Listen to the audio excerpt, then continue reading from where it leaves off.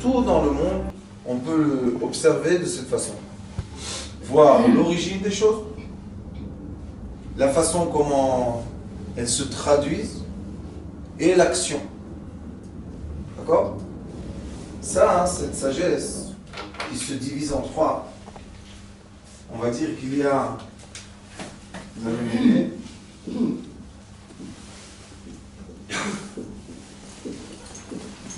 de l'origine. Après l'origine, nous avons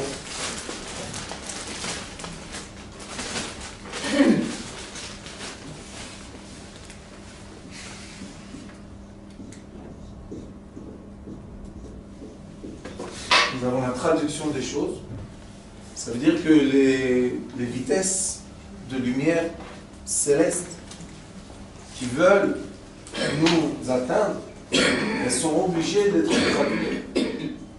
C'est pas possible de se connecter avec les lumières célestes sans avoir le schéma de la traduction, sans avoir le dictionnaire. On ne peut pas. Parce que ces lumières-là sont trop fortes, sont trop puissantes. Et si on n'utilise pas le dictionnaire, c'est impossible de parler avec les lumières célestes. On va voir aujourd'hui très très intéressant des choses. Et après la traduction, nous avons le monde concret. Le concret, on peut dire le concret? Ou le physique? Concret.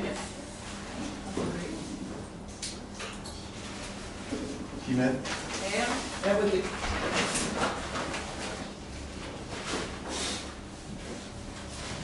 C'est une des façons d'observer le monde. Qui veut dire aussi que nous avons le droit et l'accès, vous allez voir aujourd'hui, du monde concret à la traduction. Et de la traduction à l'origine. Et de l'origine à la traduction. Et de la traduction au concret. Et ceux qui savent l'hébreu un peu connaissent les paroles qui disent Vachayot Ratso Vashov. C'est quoi Ratso Vashov? Pourquoi on dit les lumières, les anges, ils viennent et ils s'en vont, ils viennent et ils s'en vont, ils viennent et ils s'en vont. Toute la vie, c'est ça.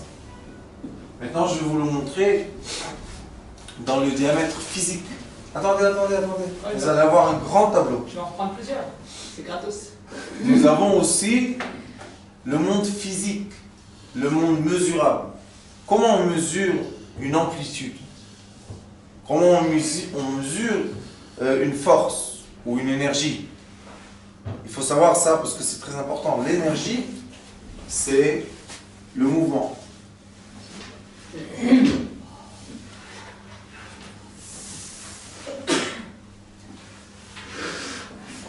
C'est quoi le mouvement? C'est les amplitudes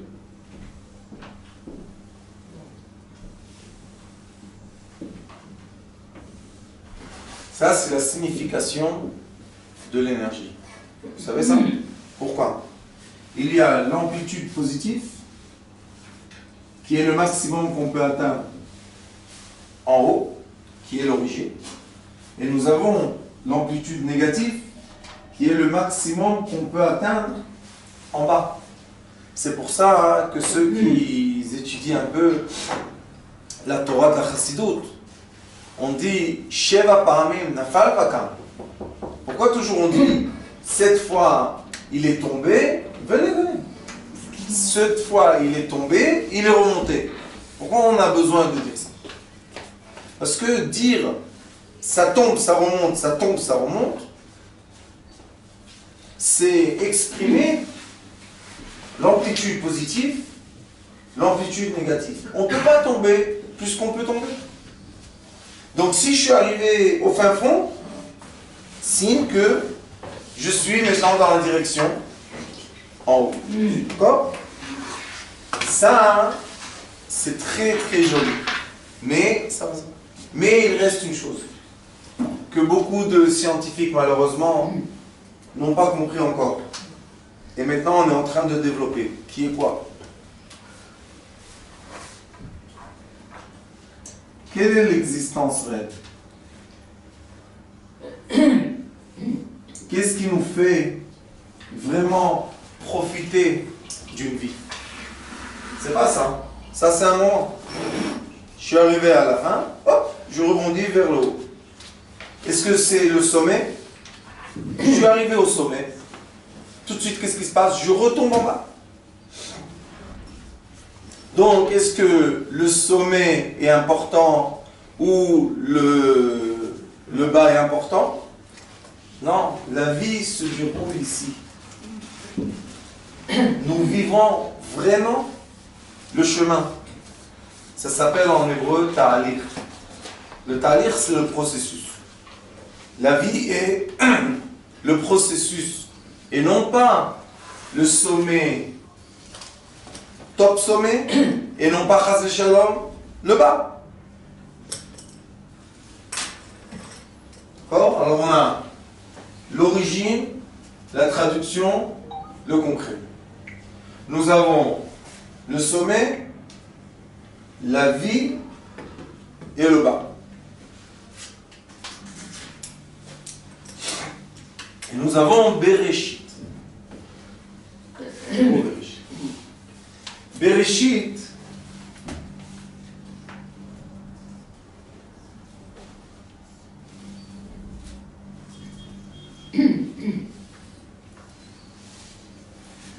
il est écrit ici, Bara,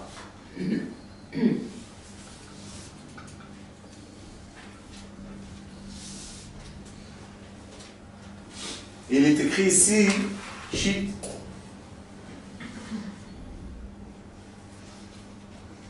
C'est quoi Bara? En arabe, Bara c'est fils. S. À la fin, S. Oui. Fils. Shit c'est 6. 6. C'est ça? Oui. Et Bereshit c'est le début. Origine. D'accord? Qu'est-ce qu'il est écrit? Pourquoi 6? Parce que nous, dans ce monde, nous avons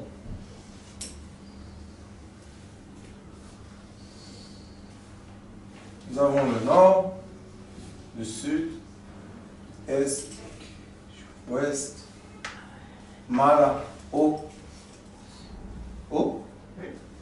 bas. Dans le corps, nous avons 6 éléments essentiels. Quand je vais finir un tableau, je vais vous dire Oui. photographie. Merci. Nous avons 6 éléments essentiels. La tête, le corps, un bras, 2 bras, une jambe, 2 jambes. Nous avons l'origine, l'âme.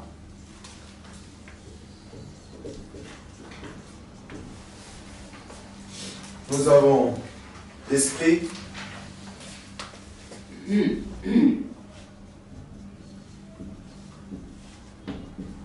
Qui est la traduction de l'âme. Et nous avons le concret, le nefesh.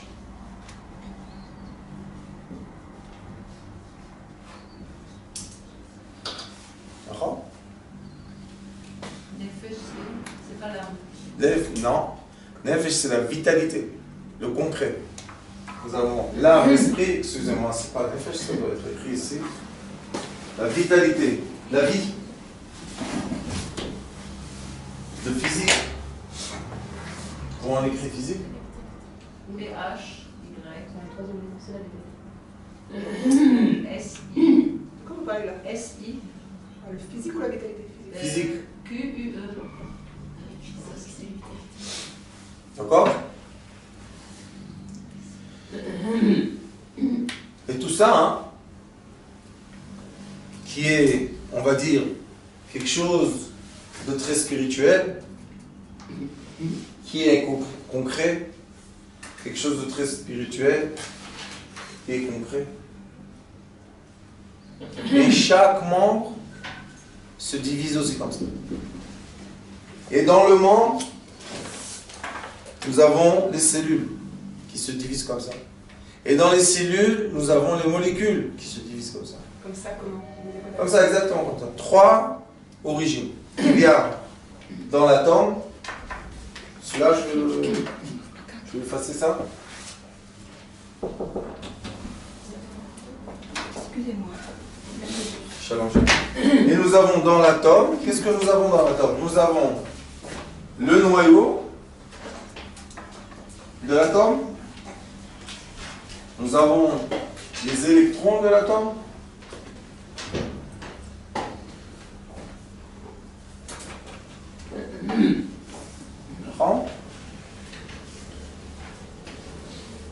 Et nous avons une force que malheureusement n'est pas assez étudiée. Ce qui est entre les deux, le champ électromagnétique. Que le champ électromagnétique est la vie. La réalité est le champ électromagnétique intérieur et extérieur. La réalité, C'est la présence. tout est présence divine dans la planète. Sauf la question est, quelle partie je vois comment? C'est sa volonté. S'il retire sa volonté, Il n'y a plus rien. voilà. Mais ça peut être aussi le photon qui est là. Il y a toutes sortes de voir cette image-là. Mais ce qu'il faut savoir, c'est qu'on a du concret, du lourd, on a du spirituel, parce que d'après la physique quantique, l'électron n'est jamais à une place. Parce que s'il a une place, il tombe, il devient un ion. Donc, où il est? L'apparence. L'apparence nous dit qu'à une certaine vitesse, j'ai un tableau. Mais si je change la vitesse avec des champs électromagnétiques autour, j'aurai plus de tableau. Donc où il est parti le tableau? C'est comme quelque chose, comment on dit, Names, fond. Quand quelque chose fond, où il est? C'est ce qui est resté en bas, le plastique, c'est la lumière qui est sortie, c'est l'odeur qu'on a sentie, c'est la chaleur qui était dans la chambre.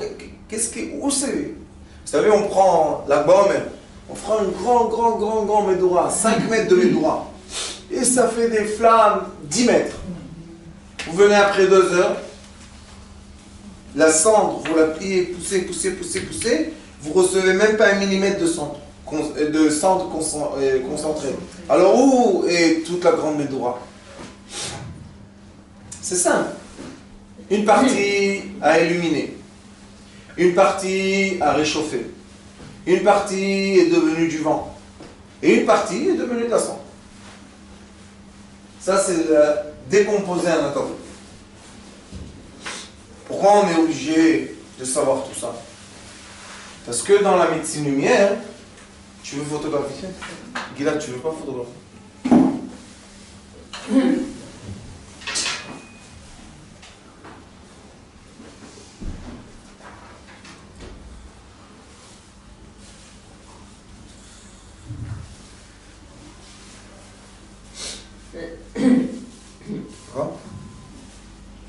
Merci.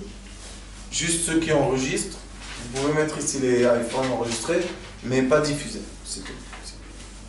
Ça va?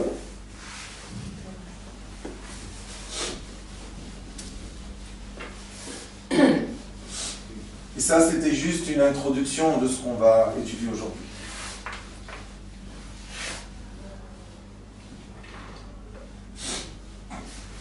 Quelle est la médecine lumière? La médecine lumière est la personne qui est malade. On va l'appeler. En hébreu, on dit ne tout pas, je ne sais pas comment ça se prononce. Patient. P, hein? T-I-E-N comme Nicolas. C'est tout? Et un T. C'est Et un T.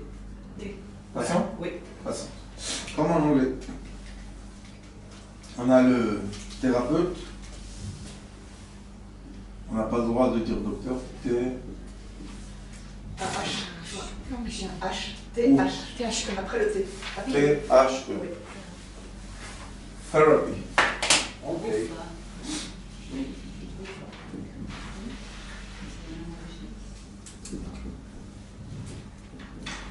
Ça. Et un E à la fin. On a le thérapeute et on a la lumière.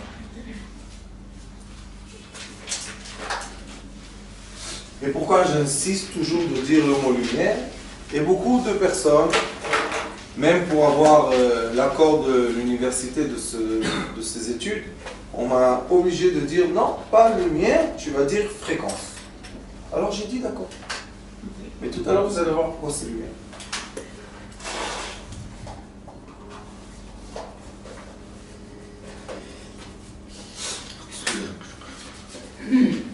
Nous avons dans la Torah, il y a dans l'étude de la Torah, il y a un endroit qui est écrit, c'est dans le Zohar Kadosh, que Akadosh Baruch Hu Chaz Boraita, il a regardé la Torah, il a observé et il a créé le monde et exactement les lettres de la Torah. On étudie ça dans la Torah, vous allez voir, pendant 2 ans, on va avoir beaucoup d'occasions d'expliquer pourquoi et comment aussi. Moi aujourd'hui, ce que je veux vous montrer, c'est que cette phrase qui dit « il a observé la Torah et le monde s'est créé », ça veut dire qu'entre le concret et l'image des yeux de Dieu, il y a une traduction. Parce que les lumières divines, si elles ne deviennent pas des lettres, rien ne peut être concrétisé. C'est comme on dit en araméen, les magiciens disent Abra, Kedabra. Abra, Bara, Kedabra, comme la parole. Et la parole est quoi? L'origine de la pensée.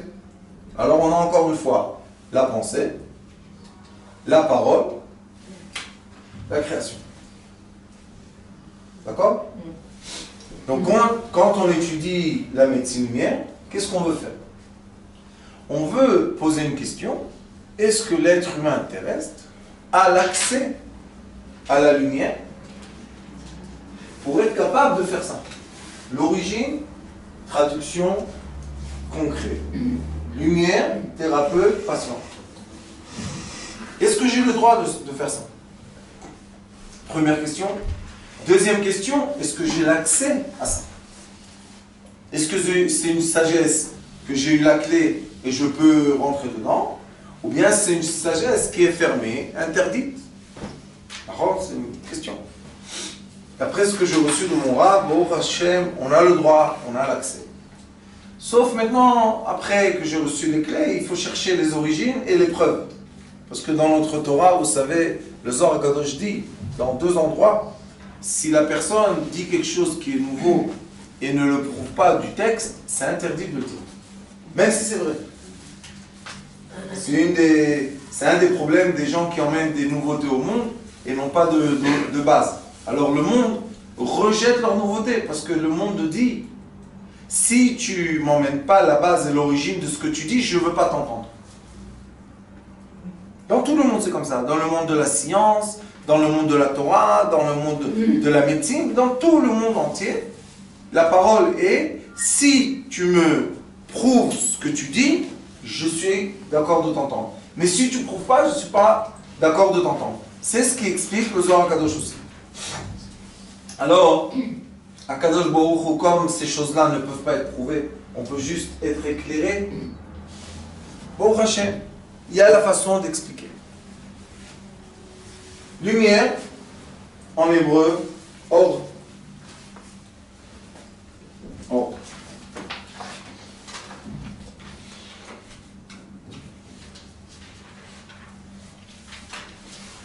Atome.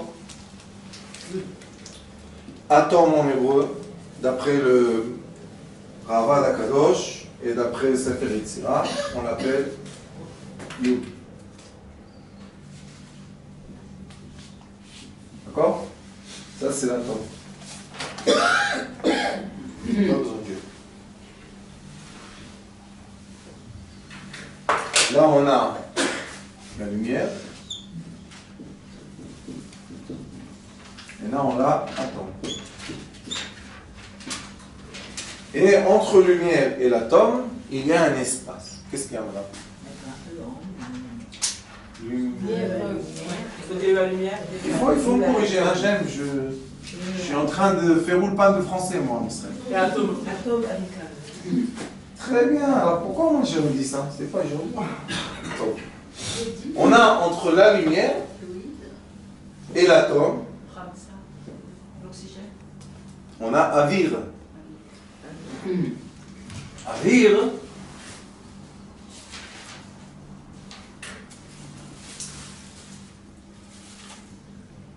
c'est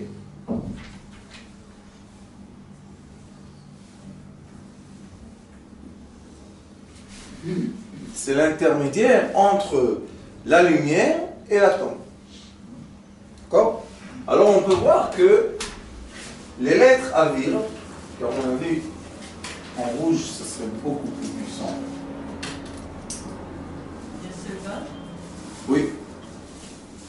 Les lettres du mot avir, ce sont le secret. Chaque fois que je vais les décomposer et recomposer, je vais recevoir les vibrations et les fréquences. D'accord? Pour comprendre ça, on va chercher un passouk. Dans la création du Mishkan, il est écrit qu'il y avait un sage. D'accord? Qu'est-ce qu'il a dit à Kadosh Baruch Hu, à Moshe Rabbeinu? Il a dit, trouve-moi un sage qui ait la capacité de créer le tabernacle. Quelle était la capacité de créer le tabernacle? Quand on étudie le tabernacle, on sait que le tabernacle est le miroir et le reflet de tout ce qui est au-dessus de nous et tout ce qui est en dessous de lui. Le tabernacle est le reflet juste de l'être humain, exact, avec tous les sens, tous les membres, tout. Ceux qui veulent approfondir dans ça, il y a un sage qui s'appelle le Malbi Makadosh, et Parashat Tetzavé, il explique ça. Et le tabernacle est aussi le reflet céleste. J'ai un livre qui s'appelle, ceux qui savent lire en hébreu, ce livre-là, il s'appelle Tovat Adam. Tovat Adam. On a publié un livre qui s'appelle Tovat Adam. Vous pouvez le recevoir chez Villa. Et dans ce livre-là, j'emmène les textes qui expliquent en hébreu. Non, mais il y en a qui lisent hébreu. J'ai beaucoup de textes qui expliquent en effet qu'il y a le reflet entre la présence divine, le tabernacle et l'être humain. Qui est l'être humain qui a créé ça? Puisqu'il y a quelqu'un qui a créé. Le reflet de Betzalel. Oui, exactement.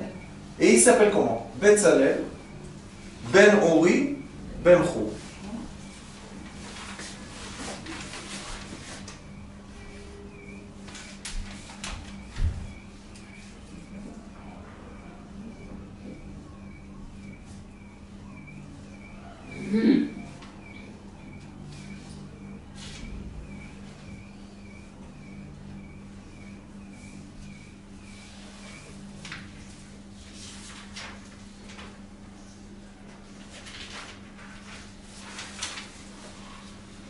Betzalel, c'est le concret. Ben Ori, Ben Chou. Pourquoi comme ça? Chou, c'est Chorim, Profesh. Ezeu Ben Chorim, Aosek Batorah. Ben Chou, c'est Benur. Benur en français. Meilleur, ça veut rien dire. Benur, אבל c'est עליו, הסרט. Oui, oui. Mais c'est Betzalel, que Betzalel, c'est le concret. Ben Ori, c'est quoi? Les lettres exactes de Avir.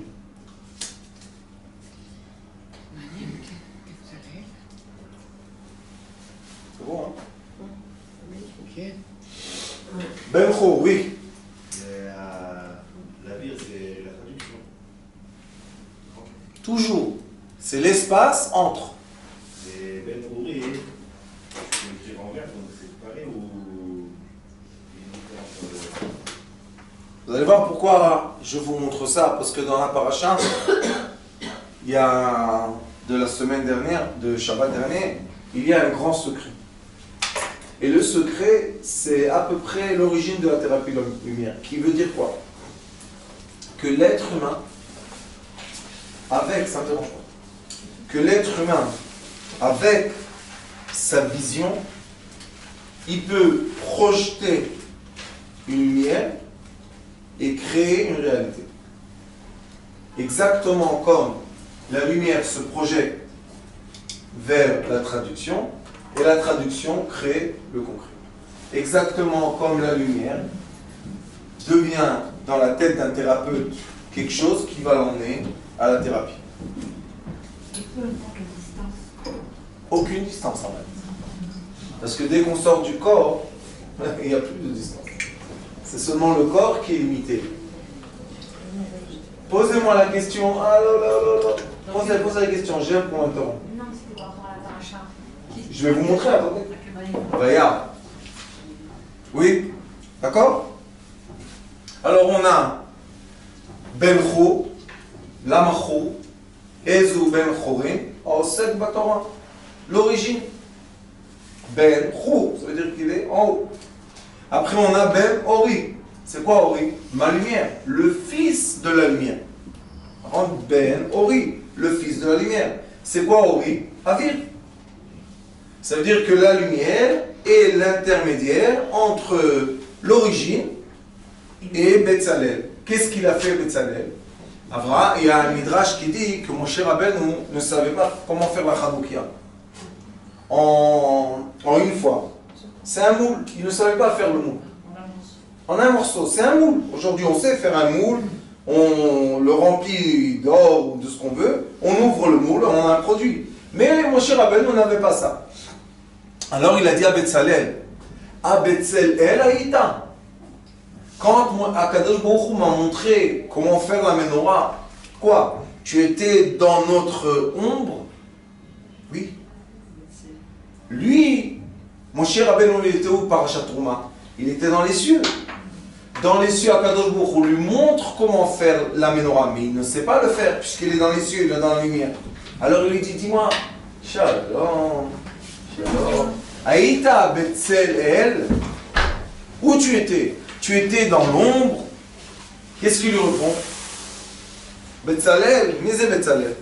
Betzalel, c'est celui qui a la force, et je vous dis que c'est une sagesse, une force, de savoir recevoir des lumières célestes et concrétiser. Je ne sais pas combien de vous ont eu la chance de faire des produits dans leur vie, à part les dames qui sont là, qui ont des enfants, que c'est le plus beau produit du monde. Mais à part ça, par exemple, quelqu'un a une idée d'écrire un livre. Combien de nous ont écrit un livre? Oui, je dis, combien de nous? Combien de nous ont, après avoir écrit, ont vraiment travaillé le livre, on l'a envoyé chez le graphiste pour mettre la mise en page? Combien de nous, après la mise en page, ont eu l'audace ou la force de dire, bon, je vais l'imprimer? Et combien de nous l'ont imprimé? Et combien de nous l'ont vendu? Et combien de nous ont la chance qu'un de leurs livres n'est plus dans leur maison et dans la maison de quelqu'un d'autre? Quand j'étais jeune, j'étais beaucoup dans la production de la musique, de plein de choses. Et une fois, j'étais dans une... Avant, il y avait une grande compagnie en Israël de musique qui s'appelle Ed Arti. Une grande... Et là-bas, j'ai demandé à celui qui reçoit les CD-ROM, parce qu'ils doivent choisir qu'est-ce qu'ils vendent sur les surfaces. Parce que dans la surface, qui est le monde concret, on n'a pas l'infini de place de mettre 1 million de CD-ROM. Parce qu'après, il y a le problème de la vente. Quel est le problème de la vente? L'embarras du choix. Une personne, elle rentre dans un magasin, elle voit des CD de guitare, 1000. Des CD de piano, 10 000. Des CD de violon, 100 000. Comment elle va acheter? Juste fouiller, c'est impossible. Alors à la fin, si vous allez dans les surfaces, vous voyez qu'à la fin, c'est limité. Même Internet, qui a la possibilité virtuelle de vous mettre 100 000 albums sans problème, pourquoi ils ne mettent pas? Parce qu'ils savent que la personne, juste voir les 100 000 albums, ça va lui prendre une temps de vie. Alors qu'est-ce qu'on fait à la fin? Compromise. On est obligé, à la fin, d'accepter le matériel, qui est le rapetissi des grandes lumières. J'ai oublié de vous dire une chose, maintenant je vais vous rappeler, que ça, la forme graphique des énergies, c'est la forme d'un diamant, ça s'appelle. Pourquoi? Parce que ce qu'on fait devient l'origine d'une autre traduction qui devient une matière qui devient... Ça, c'est la forme. C'est pour ça que le diamant, c'est la forme la plus forte du monde. Donc, pour faire un produit qui va être vendu, il faut avoir beaucoup de force et de chance. Je vais vous donner juste les chiffres en Israël, mais je ne sais pas comment c'est en route, ça arrête en Israël, je vais vous dire que 1000 personnes rentrent faire un CD dans les studios. Une personne peut-être va finir la production. La plupart des productions restent dans les studios, dans les ordinateurs, personne n'en fait rien. Pourquoi? Parce que si on prend 1000 produits, on a parlé de 1 sur 1000, on prend 1000 produits, en CD vont être gravés, vous savez, dans l'ordinateur, 1. On est déjà à 1 sur 1 million, sur 100 000. D'accord? 1, celui-là, si on en prend 1000, 1 va arriver sur la table de la diffusion. Et 2000 qui vont être sur la table, 1 va être au marché. Maintenant, quand vous voyez à la télévision des gens qui sont devenus des vedettes de musique ou de n'importe quoi, comprenez le trajet qu'ils ont fait et combien ils sont été têtus pour arriver où? À la connaissance que les gens savent qu'ils existent. Je vais vous donner un exemple pour vous. Sur YouTube, grâce à mon ami Chai, on a 200 000 vues. Les 200 000 vues, les gens disent à Gila, on veut. On veut quoi? On veut étudier la lumière. Et à la fin, combien on est dans la classe? 11, 12, 13. Faites un peu les rapports de chiffres, vous allez voir. Pourquoi? Parce que seulement les gens qui veulent vraiment et qui ont l'audace vraiment, ce sont les Betzalel. Le Betzalel, il a reçu le savoir et il a fait une action. Pourquoi, quand on fait l'action... Non. Pourquoi, quand on fait l'action, on a besoin d'avoir beaucoup de Emouna? Parce que entre la volonté et le concret, ça se rétrécit, il n'y a rien. On est obligé d'accepter que quand on guérit quelqu'un, ça ne va pas toujours marcher. Et quand on veut que ça marche par force, et on veut avoir des résultats, tout se bloque. Pourquoi tout se bloque? Parce que en physique de Newton, mécanique, on sait qu'il y a la résistance. Plus tu veux, plus il y a une résistance devant toi. Mais en thérapie, on n'est pas en Newton. En thérapie, on est 0.0. Moi, je vais vous enseigner, vous allez voir, on va faire des médications, des travail, 0.0. Rien du tout. Et quand on n'est rien du tout, on est tout. On devient l'origine de tout. Oui, madame. C'est pas justement une intervention de la chaîne pour un peu Urbanite, abaisser notre ego? comment allez-vous? Pardon? Comment allez-vous? Il faut arrêter de mettre Akadosh Baruch Hu partout, Parce que lui, s'il veut être là, il est là. On ne doit pas l'appeler, il est là, présent. On doit comprendre comment ça marche. Le Hachem qui t'oblige à s'obliger à se rapetissir à un atome qui avait tout à l'heure là. À Kadosh Baruch Hu, j'ai toute une étude, on ne va pas en parler maintenant, mais une étude qui prouve que la lumière d'Hachem est dans l'atome, dans tous les 118 atomes. J'ai une preuve qui est mathématique, qui est physique, qui est scientifique, qui est tout ce que vous voulez. Et surtout, preuve de la Torah. Alors pourquoi ne pas en parler et dire que c'est Hachem? Parce que vous voulez prouver ce qui est obvious. Impossible. Obvious, comment on dit? Évident. Quand vous dites que la personne, si elle veut guérir à tout prix, d'Afka, Elle bloque. Moi j'ai pensé peut-être Hachem pour que la personne ne monte pas un peu trop son économie. Au contraire. À Colbé a dit. Quand elle insiste, la personne, c'est l'ego. Mais quand on est le point zéro, quel ego il y a dans le point zéro? On disparaît complètement. C'est ce qu'il faut. Pourquoi? Parce que seulement quand je sais disparaître, je peux apparaître. Si je ne sais pas disparaître ici, moi, le point de traduction, je ne peux pas apparaître.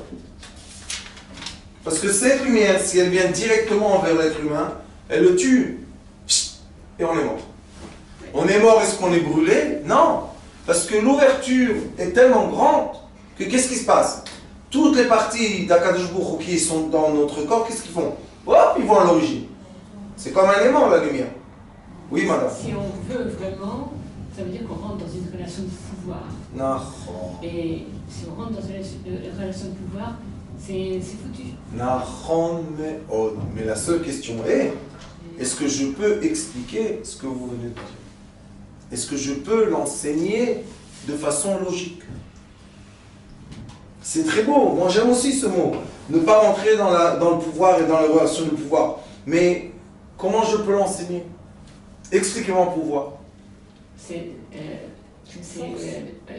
deux personnes qui sont elles-mêmes et une qui veut pousser l'autre. Donc, qu'est-ce qu'elle va faire? Elle va utiliser un pouvoir sur l'autre. Et qu'est-ce qui va se passer avec l'autre? Et l'autre va repousser. Si simplement en étant soi-même, on permet à l'autre de se développer, à ce moment-là, il n'y a pas une question de relation de pouvoir. Oui, et je vais rajouter à ce que vous dites, nous, on ne veut rien du tout. Qui nous, les thérapeutes? Oui. Thérapeute lumière, zéro volonté, aucune volonté. Je fais une chose. Qu'est-ce qui motive la chose alors? Je vais vous dire. Le concret qui devient le reflet de la lumière. Sans le traducteur. On ne veut de traducteur. Nous ne voulons pas. Mon Rav, Zichrono Livracha, a reçu de son père une bracha.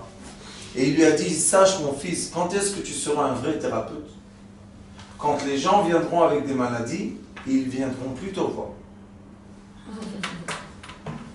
Alors je suis un vrai thérapeute. Si j'ai guéri la personne, elle ne doit plus venir. Ah oui. Mais si je l'ai rendue esclave de mes cachets, de mes fleurs, de mes je sais pas quoi, alors elle revient, elle revient, elle revient. Et il dit que là, il lui a dit, il y a master slave.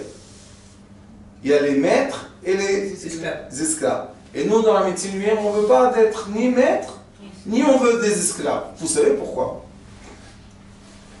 Parce que chaque maître, et ça c'est prouvé en Israël, chaque maître thérapeute qui a décidé de faire les échanges de force ou d'esclavage, il a attaché à lui plein de gens. Oui. Mais quel est le problème de trop de gens qui sont attachés à nous?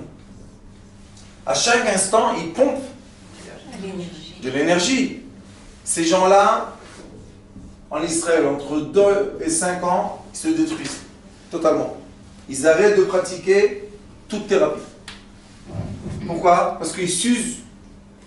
Ils sont tout le temps dans l'usage. Mais quand on est dans la médecine lumière, on ne fait rien du tout. On comprend ce qu'il faut faire. On comprend comment activer les choses. Mais moi, je ne suis rien du tout dans le processus. Je te connecte à ton origine. Ça veut dire que quand vous sortez d'une séance où vous êtes occupé de quelqu'un, vous n'avez pas donné de votre énergie? Pas du tout, jamais. Je vais vous donner l'exemple. Bezalel, Ben Ori, Ben Chou. D'accord?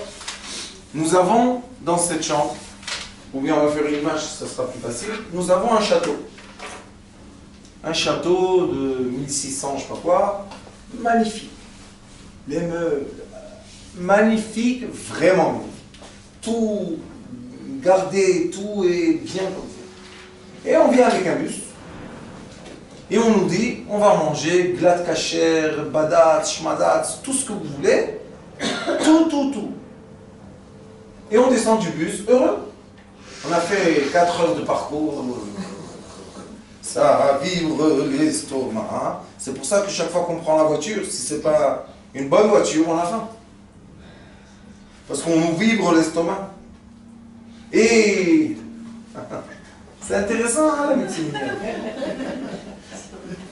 Et on rentre dans ce château et on nous dit, eh bien voilà, il y a une chambre avant la salle à manger, la chambre est de lumière, on rentre tous dans la chambre, on nous dit vous êtes tous là, ils ferment la lumière et ils ouvrent la porte de la salle à manger, qui est totalement obscure. Mais quand je vous dis totalement, pas un petit grain de lumière qui rentre. Est-ce qu'on peut profiter de ce manger? Est-ce que quelqu'un va bouger? Pourquoi? Pourquoi pas? Le monsieur du château, qu'est-ce qu'il va dire? Mais je vous ai préparé les plats les plus bons du monde. Oui monsieur, mais on n'est pas capable d'avoir l'accès aux plats. Ça, c'est l'être humain qui est malade. L'être humain malade, c'est un être humain dans une obscurité. C'est pour ça qu'il n'a pas l'accès au vital. Il n'a pas l'accès à la lumière. Il ne sait pas comment allumer une lumière. Pourquoi? Une personne n'est jamais malade. Elle est seulement malade parce que sa conscience est malade. C'est quoi une conscience malade? C'est l'obscurité qu'on a rentrée dans un domaine de notre vie. Exemple. Exemple. Quelqu'un était bien dans sa famille, tout allait bien, il a grandi, tout va bien. Et un jour, ce petit monsieur, ce petit jeune homme, il a une copine. C'est bien une copine? C'est gentil, non? Avant de se marier. Tout. Mais la copine, elle lui a dit, ta mère, c'est une sorcière. Ou moi, ou elle. Maintenant, qu'est-ce qui se passe dans l'intérieur de l'être humain? Est-ce que cette copine qui doit lui donner le plaisir de la vie, une femme, est-ce qu'elle va vraiment lui donner le plaisir de la vie ou pas? Qu'est-ce qu'elle a fait? Elle a éteint la lumière. L'origine. La mère, c'est l'origine pour le fils. Le père, c'est l'origine pour la fille. Tu as éteint l'origine. Maintenant, celui qui doit être capable de profiter ne peut pas profiter. Et la fille, elle ne comprend pas pourquoi elle commence à parler pas comme il faut. Et il commence à se comporter pas comme il faut. Et ça arrive très très loin des fois. Et si, écoutez bien ce que je vous dis, il se retient, vous savez qu'est-ce qui se passe? Il ne va pas faire sortir la chaleur interne extérieurement avec les muscles. On va étudier ça dans le système musculaire. Qu'est-ce qui va se passer? La chaleur interne va sortir tout doucement et beaucoup de maladies inimaginables se créent. Qu'est-ce qui s'est passé avec ce jeune homme? On lui a éteint la lumière. Si je lui dis, tu sais quoi? Après que cette jeune fille est devenue sa femme, et maintenant qui souffre? C'est elle qui doit tenir le monsieur handicapé de Rome. Elle dit, j'en peux plus, j'en peux plus. Je lui dis, il y a une solution. Quelle solution? Viens, on appelle sa mère. Maintenant, elle veut ou elle veut pas? Elle veut. Bien sûr qu'elle veut. Quand il est handicapé, elle en a marre parce qu'elle ne peut plus supporter. de s'occuper de lui, elle voulait que lui s'occupe d'elle. Oh, le bébé, Maintenant, qu'est-ce qu'elle dit? Oui, ouvre la lumière. Un téléphone.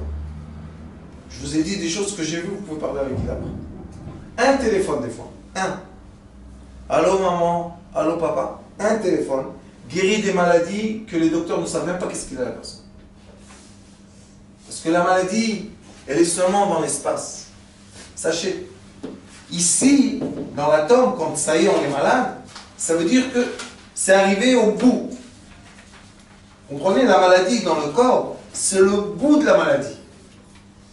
Mais si on est malade dans le bout, ça veut dire qu'il y a une origine, et ça veut dire qu'il y a un espace entier. C'est quoi l'espace? Les sentiments, les pensées. Ça dépend. Celui qui est cerveau gauche dominant, ça va être les pensées. Celui qui est cerveau droit dominant, ça va être les émotions. Chacun, d'après l'origine de son âme, on peut savoir quelles sont les maladies qu'il va avoir et comment aussi les traiter. C'est important ça. D'accord? Et on va continuer dans l'histoire qui est très très belle de la semaine. Parashat Hashavua. Qu'est-ce qu'il est écrit dans la parasha? Vayera elav Hashem. Excusez-moi, c'est Vayera Hashem elav. Et comme je ne sais rien par cœur, Baruch Hashem, alors je vais vous dire qu'est-ce qu'il est écrit. Ça, c'est pour vous faire distribution. Pour voir si vous êtes concentré ou pas concentré. Si ça vous embête, faites des traits. Non, je ne veux pas. Faites des traits. Vous m'entendez, mais dessinez des petits traits, vous allez voir. Avec la musique, tac, tac. Non, ça va éteindre la musique dans votre tête. Des petits traits comme ça. Là. Il est écrit comme ça. Vayera elav Hashem, ve'elonem amre, hu yoshev petach ha'ohel kechom hayom. Ça s'est arrêté ou pas?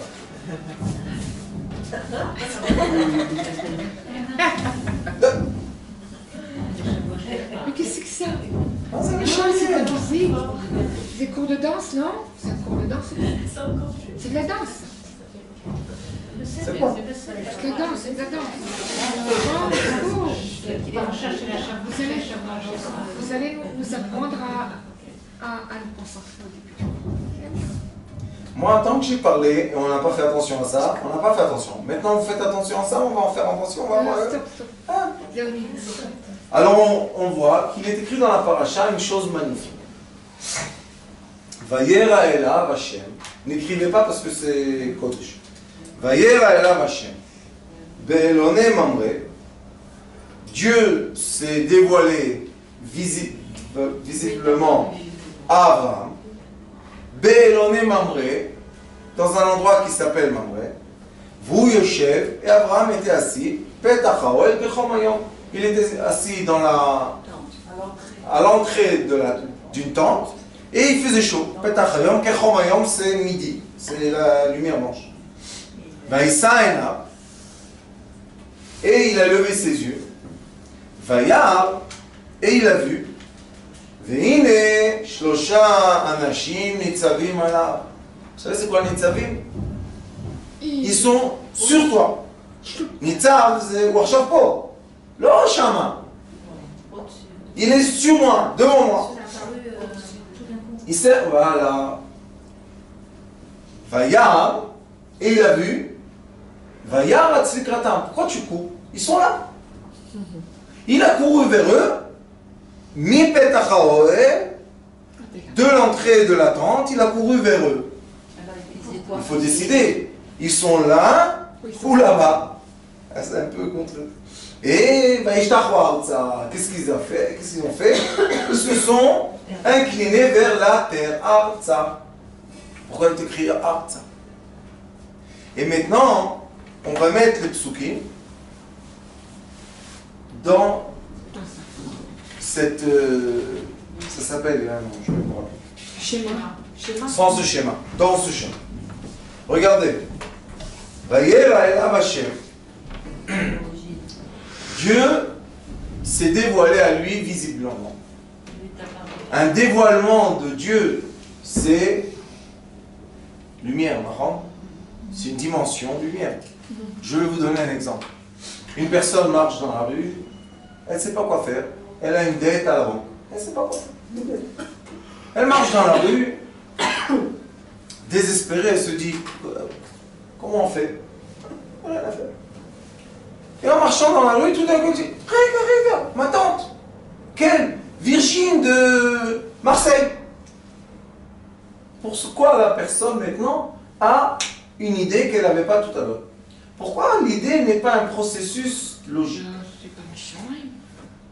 C'est pas méchant, hein. Parce que notre cerveau, qui est aussi une étude magnifique qu'on va étudier ensemble, et une sagesse magnifique, notre cerveau est composé de 3. D'après l'étude de la Kabbalah, nous avons le cerveau droit,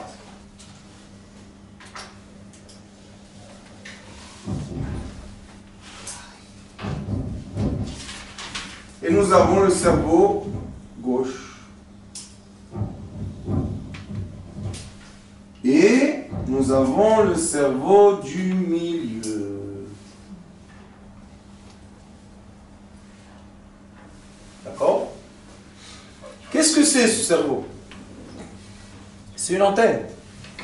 Aujourd'hui, plus la technologie avance, plus les appareils de mesure avancent, et plus on comprend que le cerveau est rien qu'une antenne. Qu'est-ce qu'elle fait l'antenne? Elle sait capter des messages et renvoyer des messages. Capter des messages, renvoyer des messages. C'est quoi le cerveau? Traduction. Récepteur. Pourquoi la traduction? Il capte des messages et il donne des messages. Comment travaille le cerveau? Le côté droit et le côté imaginaire. Ça, c'est imagination.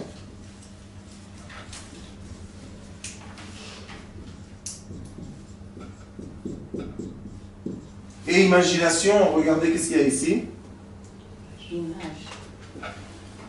Qu'est-ce qu'il est écrit ici? Pourquoi dans le langage de vision? Parce que 80% de la perception de l'être humain de la réalité passe par des images. Alors on appelle ça imagination. Et nous avons le côté gauche, qui est le côté cartésien. Vous connaissez les gens cartésiens? Comment on écrit cartésien? C-A-R. C-A-R. S-I-E-N. D'accord? Et ça, ce sont la différence. Et la différence entre les gens que nous connaissons. L'imagination sera liée au sentiment. Le cartésien sera lié à la pensée logique du cerveau. Mais nous avons aussi un cerveau qui s'appelle le cerveau du milieu. Et le cerveau du milieu, c'est l'endroit où on met le quoi? Les téphilines. Les téphilines, c'est 4 boîtes. Il y a 4 parchiotes. Et on les met, si vous regardez les boîtes comme ça, on les met exactement. 2 à gauche, 2 à droite, et une fente au milieu. Ce qu'il y a là au milieu, il y a de l'eau liquide. Fontanelle. Mais là, quelque chose, mais ça, c'est le liquide qui est autour du cerveau et au milieu du cerveau. C'est le même liquide. Oui, le liquide céphalogénien, c'est un liquide, vous savez, quand on ne veut pas dire un mot, et on enchaîne une phrase et personne n'a rien. Ça fait rien comment ça s'appelle. Mais la vérité est que ce liquide-là, il a un rôle principal. Pourquoi on l'appelle un cerveau? Parce que seulement le liquide est capable de capter la lumière. C'est pour ça que l'atmosphère capte, l'atmosphère autour de la Terre, capte la lumière du soleil et la transforme en quelque chose qu'on peut utiliser et en vivre. S'il n'y aurait pas eu d'atmosphère autour de notre Terre, il n'y aurait pas eu une seconde de vie. Il faut savoir ça. Ça veut dire que pour que nous, on vit de la lumière, on est obligé d'avoir un liquide qui se sépare entre nous et la lumière. Donc la séparation, le voile, le liquide, c'est quelque chose de béni. Sinon, on n'aurait pas pu profiter. C'est un nivé, c'est un... Oui. Qu'est-ce qu'elle fait la dame quand elle a nivé? Elle rentre dans l'eau. Elle n'existe plus, puisqu'il est écrit Roi Elohim, l'esprit est au-dessus de l'eau. Donc elle n'existe plus. Et quand elle sort, c'est une nouvelle existence. C'est pour ça que les hommes, les femmes, après d'être impurs, c'est quoi d'être impur? Être impur, vous vous rappelez les amplitudes là tout à l'heure? Être impur, c'est le bas de l'amplitude. C'est être le plus matérialisé possible. Je suis arrivé en bas, qu'est-ce que je fais? Je dois remonter. Comment je remonte? Par l'esprit. C'est quoi l'esprit? L'esprit Roi Elohim merachefet al pnei hamayim. Je suis sorti de l'eau, et voilà, j'existe. Le négatif, c'est les... Il n'y a pas de négatif, madame. C'est les deux amplitudes d'une énergie.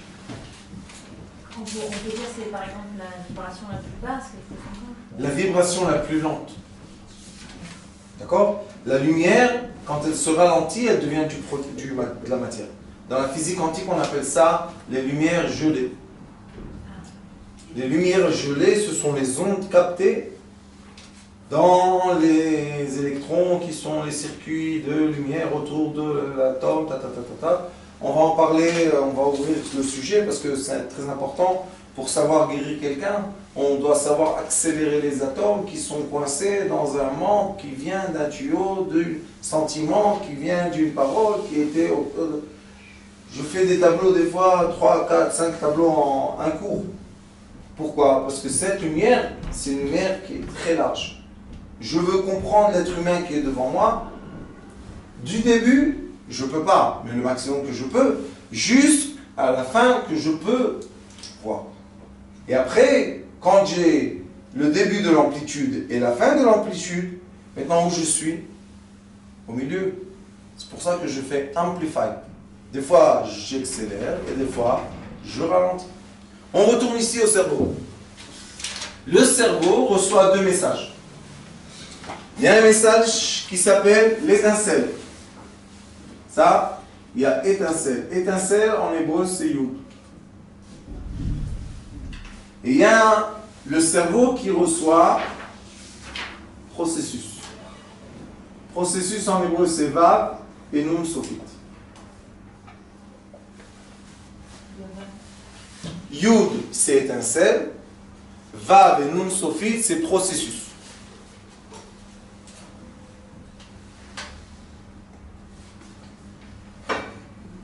D'accord? On a un liquide qui est le seul qui peut capter les deux. Parce que si malheureusement, par malheur, et je vous dis par malheur, une personne qui reçoit une étincelle dans le côté cartésien, en japonais on dit chlet.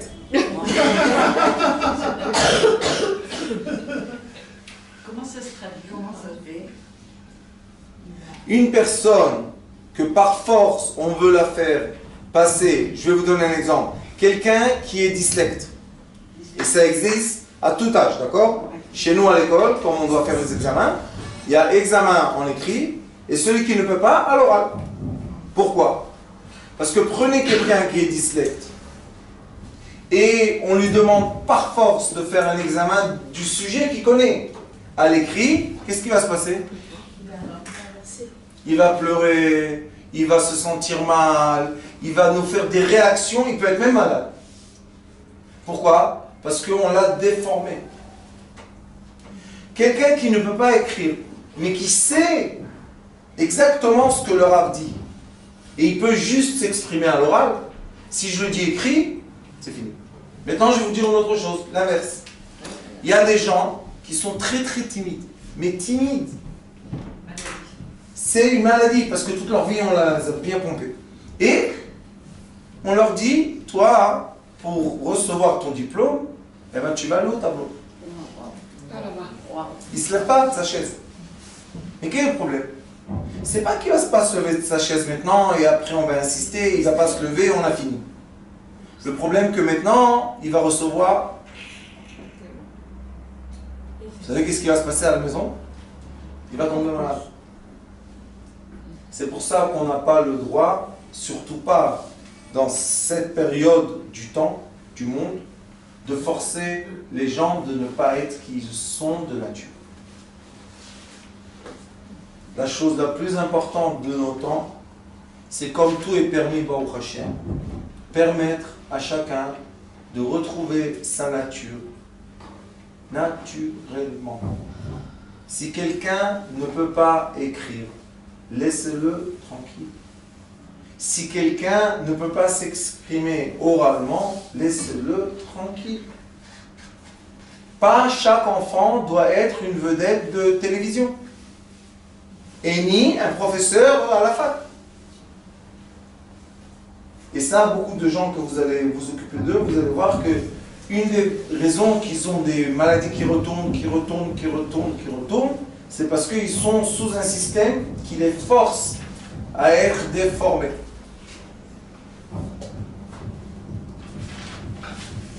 Et vous savez qui les déforme le plus? Les gens qui sont les plus proches. Les parents qui les aiment, Les gens qui les aiment les déforment le plus. pour s'en bien faire. Permet à la personne d'être qui elle est. Mais je pense que c'est pas bien, c'est ton problème. Reste avec tes pensées, laisse-moi ma vie. Et ceux qui sont Betzalel un peu, qu'est-ce qu'ils font? Ils jettent tout, ils cassent, ils se divorcent, ils s'en vont de la maison, ils cassent tout. Mais après, où tu le trouves? Permets. Mon cher Abel, t'es sage. Il a permis à Betzalel. Vas-y. Même que moi, je ne sais pas ce que tu fais, mais vas-y. Pourquoi? Il a dit, voilà le chemin, va dans le chemin, avec ta façon, pas la mienne. Abraham Avinu, il s'appelle Abraham Ho-Avi. Vous savez ça? C'est le seul dans la Torah qu'Akadosh Baruch s'est exprimé vers lui. Il a dit, c'est mon amoureux. L'amour est quoi? Echad. Ava, c'est 13. 13, en Gematria, c'est Echad, 1. C'est pas 1, 2, 3, 1. Non. C'est l'union. Abraham Avinu a réussi à être uni avec Akadosh Baruch. Pour nous, les thérapeutes, Abraham Avinu a réussi à unir la traduction avec l'origine. Une partie de son cerveau était imagination totale. C'est pour ça qu'il était Petach HaOel. Il était où? Pas dans le OL. L'OL c'est quoi? L'OL c'est le corps, c'est le physique. Lui il était Petach HaOel. Il était en dehors du physique, mais toujours lié au physique. Malheureusement, il y a des gens qui vont au-delà du physique et on ne les retrouve plus. Parce qu'ils meurent. Il faut faire attention à ça aussi, ne pas monter trop haut. Des fois, tu montes trop haut et c'est fini, tu sors du corps. Et tu ne sais plus retourner au corps. Ça s'appelle en langage de tous les jours, sortie astrale. Vous rentrez dans Google, vous allez voir, il y a des gens qui font des sorties astrales. J'ai eu la chance, de deux façons de sortir. Une fois, quand j'étais jeune, je faisais des arts martiaux spirituels, on est obligé de sortir du corps. Et après, en faisant un mort clinique 2 ou 3 fois dans ma vie, j'étais en haut et hop, je suis retourné en bas. Alors il y a un monde qui est en dehors du corps. Mais quel est le problème? Que si tu te colles à ce monde-là, tu n'es plus ici du tout. Mais Abraham, il s'appelle quoi? Av Amon Goïm, ça veut dire qu'Abraham doit avoir des descendances. Alors, comment on fait des descendances si ce n'est pas ici? Alors, le début de la paracha, Abraham Avinu, quand il était avec Akadosh Baruch Hu à cette occasion, qu'est-ce qu'il avait dans son cœur, vous savez? Il avait 3 doutes et 3 demandes.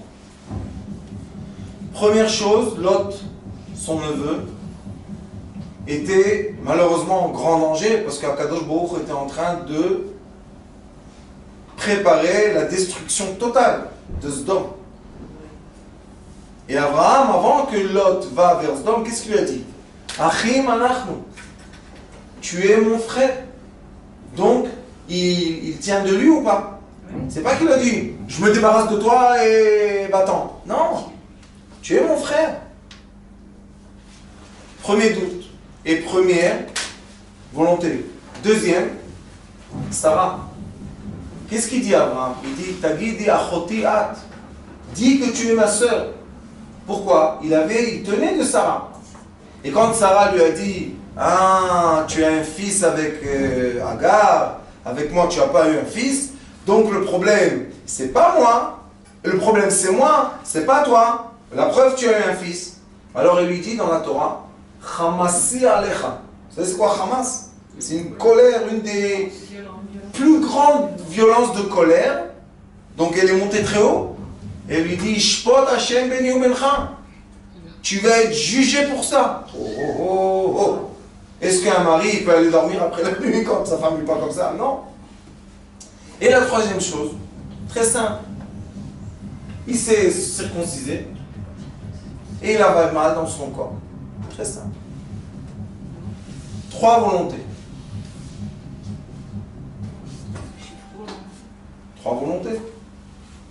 Le bien de son neveu, un enfant pour sa femme, et son corps qui soit guéri. N'empêche que lui, il avait 100 ans, sa femme, elle avait 90, et son neveu devait avoir 80 à peu près, que je trouve. Et dans le fin fond d'Abraham Avinu, il demande. Mais il n'exprime pas sa demande en parole. C'est, vous savez, les demandes qu'on a dedans. Et on ne peut pas dire, c'est élève. On ne peut pas dire. C'est trop intérieur. D'accord? Et maintenant, Abraham Avinu, avec ses élèves, il monte en haut.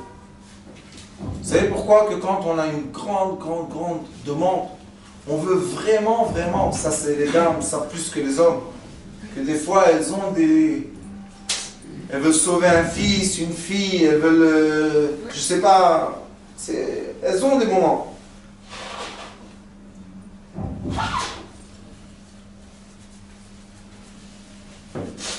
Alors qu'est-ce qu'elles font? Qu'est-ce qu'elle a fait Rachel? Elle a pleuré. Qu'est-ce qu'elle a fait Hana, la mère de Shmuel?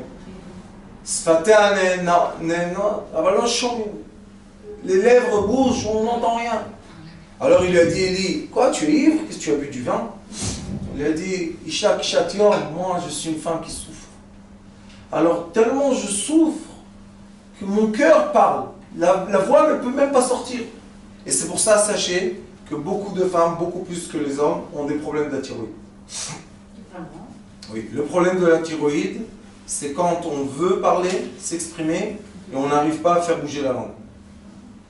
Je parle la langue. Parce que le début de la langue est dans la thyroïde. Alors quand une personne veut s'exprimer, une femme surtout, et elle se tait, parce que les femmes elles ont la force d'accumuler beaucoup, alors après la thyroïde se dérègle. En hypo ou en hyper? J'ai dit se dérègle. Ça dépend maintenant si elle est cartésienne ou si elle est imagination. C'est-à-dire? Si c'est une femme qui est sentimentale, elle va avoir trop de hypo. Non, hyper. Et si c'est une femme cartésienne, elle va avoir hypo. Elle va s'étrangler la thyroïde, étouffer la thyroïde. Hein? Oui. Avec des gestes du corps, on débloque l'air qui est accumulé dans le cœur. Et quand l'air sort, la thyroïde se dilate. Oui. On fait ça aussi avec la chante. Chanter, utiliser la voix. Ouais. Même que les femmes n'ont pas le droit de chanter devant les hommes, mais entre eux, elles ont le droit de chanter. Oui, on va étudier. Il y a des exercices qui déclenchent la thyroïde. Ils ne déclenchent pas la thyroïde, ils déclenchent l'air qui est accumulé dans le corps, qui est la corps, gouffre. Et pourquoi il est accumulé? Parce qu'il n'a pas été fait sortir par la parole quand on a eu un moment de volonté très fort. Même si ça fait des années, on peut quand même. Oui, ça, Rabbanit, vous savez, ça n'existe pas le temps dans la lumière. Dès qu'on débloque, c'est tout de suite le processus.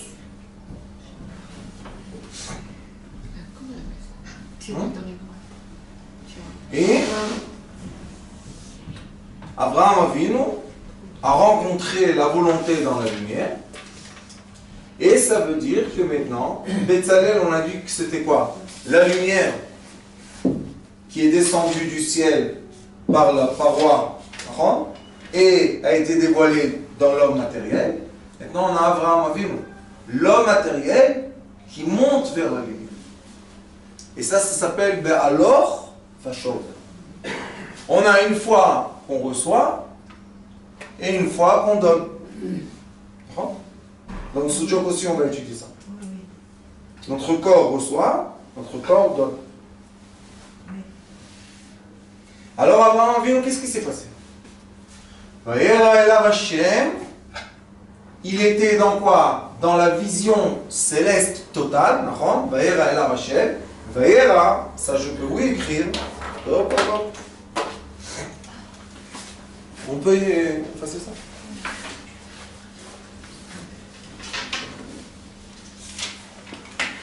On a dit qu'ici on a Abraham,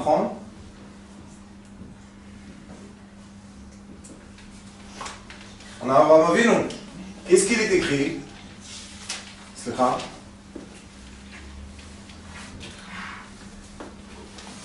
On a trois Abraham. On a Abraham céleste. Et ce Abraham céleste, il est écrit Vayera. C'est quoi Vayera?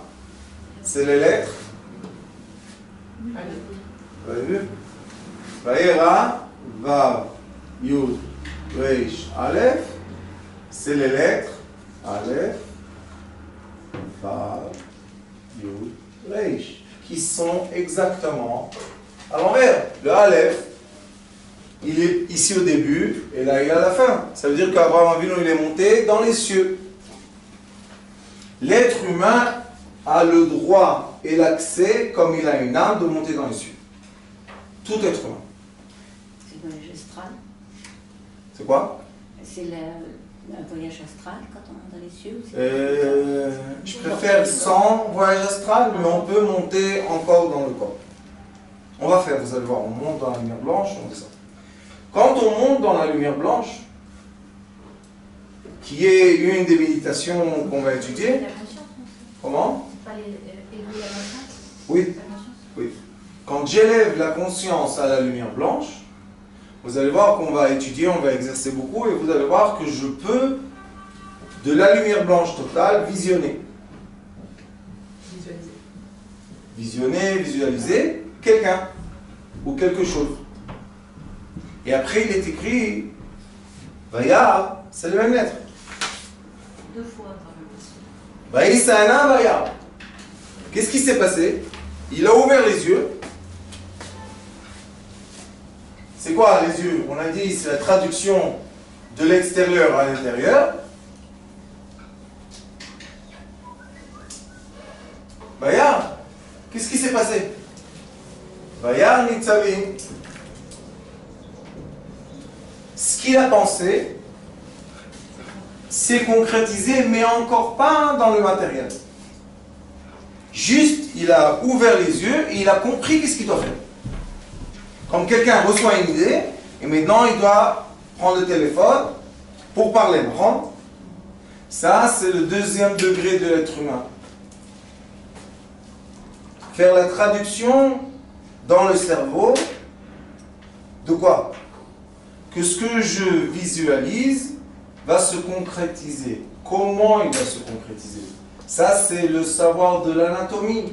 C'est le savoir quoi? On a toujours la théorie et l'action. La théorie, c'est une chose très importante. Pourquoi? Parce qu'elle travaille la conscience qui travaille l'action. Et après, quand il a compris qu'il va avoir 3 anges qui sont quoi? Qui sont les enfants de sa volonté. puisque un va lui annoncer que Sdom va être renversé, mais ils vont sauver Sdom. Un est venu guérir Abraham, et le troisième est venu l'annoncer que Sarah Kaet Chaya, Sarah Yoledet Ben. Donc, Abraham Avinu, les anges étaient Nitzavim. C'est quoi Nitzavim? Ils étaient devant lui, mais Il a matérialisé. Vayaratz. Vayaratz Arza. C'est quoi Arza? Sur terre. Oui, regardez quelque chose de magnifique. Ici, sur la terre, on a Vayaratz,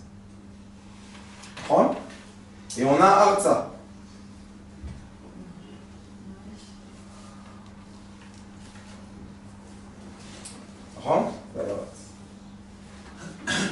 Qu'est-ce qu'il y a ici?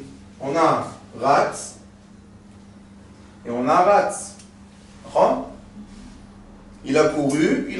Comment on court? Sur terre. Arza. Ici on a Hey. Et ici on a Vav et Yud. Qu'est-ce que c'est Vav et Yud?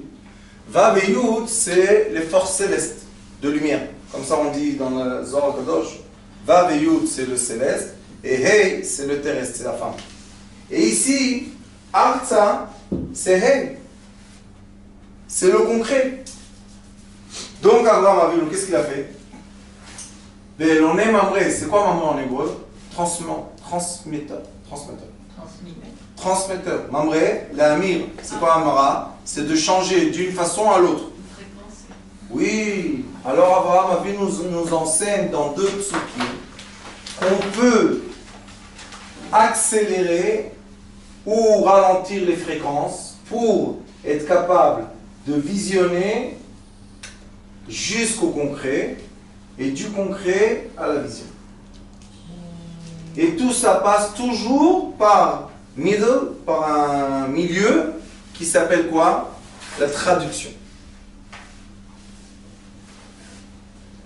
On est toujours obligé de mettre les lumières, ça s'appelle dans des kélim. Mettre les lumières dans des réceptacles. C'est quoi les réceptacles? C'est la compréhension de ce que je veux faire. J'ai manqué la signification de Yud.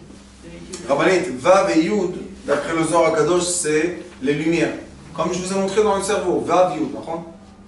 Et Hey, Aleph, Hey, c'est le Hey, c'est la femme. C'est la femme. Hey, c'est quoi le Hey dans le nom de Dieu? C'est la terre, le matériel. Comment on écrit le nom de Dieu? Ot Yud, Ot Hey, Ot Vav, Ot Hey. Le Hey, c'est toujours le récipient. Alors Abraham Avinu nous enseigne que si je monte dans les espaces et j'arrive à vraiment avoir des... On va étudier comment faire ça. Ça prend du temps un peu, mais on va étudier que je peux annuler toutes mes volontés et avoir juste un amour. Un amour. Dans cet amour-là, sans qu'on dise quoi que ce soit, il y a déjà toutes nos volontés. Alors Michel est à l'aise, c'est quoi? Le cœur, c'est lui qui sait tout. Et après, quand on le laisse s'exprimer sans l'interrompre, le cœur, qu'est-ce qu'il fait? Il atteint les lumières les plus élevées, qui maintenant projettent sur le monde. Et qui devient quoi? Lot a été sauvé, Abraham a été guéri, et Sarah a un enfant. האהבה שאני מרגישה זה שלו, לא שלי. נכון, זה אחד. שלו. אחד. Ah oui, avec nous et Hachem, on fait l'unité à un moment donné. Oui. La guérison de soi-même, c'est d'être uni avec Akadosh Baruch Hu. Mais beaucoup de fois, quand je dis aux gens, fermez les yeux, regardez la lumière blanche, ils pleurent. Je dis, pourquoi tu es triste maintenant? Tu es dans la lumière blanche. Parce qu'il ne peut pas supporter la lumière blanche tant que son cœur n'est pas net, propre. C'est pour ça que le miroir est lisse. Quand le miroir est déformé, On n'arrive pas à voir exactement qu'est-ce qu'on veut. Non. Alors la vraie guérison, c'est faire le miroir lisse. On travaille. Ça veut dire travailler ses midotes. Toujours les midotes. Ça commence dans les midotes, dans ce monde. C'est pour ça que je vous ai dit, bara c'est bereshit. Bara, shit. C'est quoi shit? Les midotes. 6 midotes. On est dans le monde des midotes. Mais on a l'accès au monde des lumières. Mais quand quelqu'un, en dehors de la maladie, quelqu'un a un problème et qui veut se rapprocher de Dieu, s'il a un Rabbanit, c'est pas possible dans la même phrase dire rapprocher de Dieu et problème. Quand on a un problème et on se rapproche de la Avodah Zarah, pas de Dieu. Oui, justement. Parce que je veux, ça veut dire que je vais idolâtrer quelque chose. Mais non, quand on a un problème, premièrement, on n'a pas de problème. Et après, on se rapproche de Dieu. Et qu'est-ce qui est écrit dans le Pasuk Tehillim? Qu'est-ce qui est écrit? Ashlech al Hashem yafra. Vous echalkelecha. Jette tout. Qu'est-ce que c'est ton problème? Moi, toujours, je dis à Kadosh Baruch Hu, tu m'as créé. Débrouille-toi. Qu'est-ce que tu veux chez moi? Moi, j'ai un rôle, oui. C'est quoi mon rôle? De ce monde terrestre, me rapprocher à la lumière céleste. Il n'y a pas de problème, je vais faire mon rôle. Mais toi, arrange-toi avec les problèmes, avec Skhardira, Hashmal, Nardona, tous nos amis. Maintenant, toutes les questions que vous avez. Toutes les maladies comme ça, elles viennent des avérotes. Non, Rabbanit, il n'y a pas d'avérote du tout. Quelle avérote? Ça existe l'avérote? Moi, j'aimerais bien voir quelqu'un qui a fait une avéra. Je ne l'ai pas encore vu, la vérité. Comment vous pouvez dire ça? Je vais vous dire comment je peux dire. Parce qu'une avéra, on a la définition d'une avéra. Une avéra, c'est où une personne que Chas Veshalom contredit Dieu,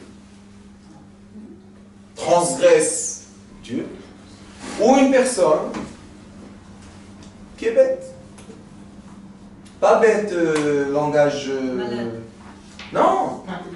Un Adam envers Avera, le Talmud dit, une personne ne peut pas transgresser la volonté divine, elle aime qu'elle y voir tout. Maintenant, il ne comprend pas, le pauvre. S'il aurait compris... Non, Rabbanit. Écoutez, choté, il y a écrit choté et non margish. Celui qui est choté, il ne ressent rien. Question. Ça, le débat que vous faites avec moi maintenant, que je ne vais pas rentrer dedans, c'est le premier cours que je vais vous enseigner quand on va commencer à étudier. Mais moi, par exemple, quelqu'un qui a un blocage émotionnel. Les blocages émotionnels, en fin de compte, peut-être c'est ce qui empêche d'aller vers la lumière. Bien sûr. De se rapprocher de Dieu. C'est sûr. Pourquoi? Parce que la lumière, c'est un flux dans notre corps. Dès qu'on a un blocage, la lumière ne passe pas. Vous savez qu'aujourd'hui, Baruch Hashem, la technologie, quel grand cadeau. On vous connecte à des électrodes. Il y a un ordinateur. On commence à faire bouger de l'électricité dans votre corps. Mais très, très, très, très fine. Et elle circule des bras aux jambes. Je vous ai dit, il y a 6... Et il voit, vous savez qu'est-ce qu'il voit? Comment l'électricité très très fine, on parle de pico, nano et ampères, comment elle se bloque? Oui, où elle se bloque et où il y a un effort. Et après, qu'est-ce qu'ils font? Ils mesurent la fréquence de cet endroit, ils envoient une onde, ils débloquent, et après on voit qu'elle passe. Non, pas du tout IRM. Ça s'appelle la médecine quantique. Il y a à Tel Aviv, je connais, mais regardez après dans votre iPhone, vous allez voir. Il y a la médecine quantique, thérapie quantique. Et il y a un monsieur maintenant, un Petar Tikva, qui a développé une façon de mesurer les fréquences bloquées chez l'être humain, enregistrer les fréquences qui peuvent débloquer dans l'eau, et il donne à boire de l'eau comme remède, et beaucoup de gens ont été guéris par ça. Et nous, on sait faire ça sans électricité, sans rien du tout.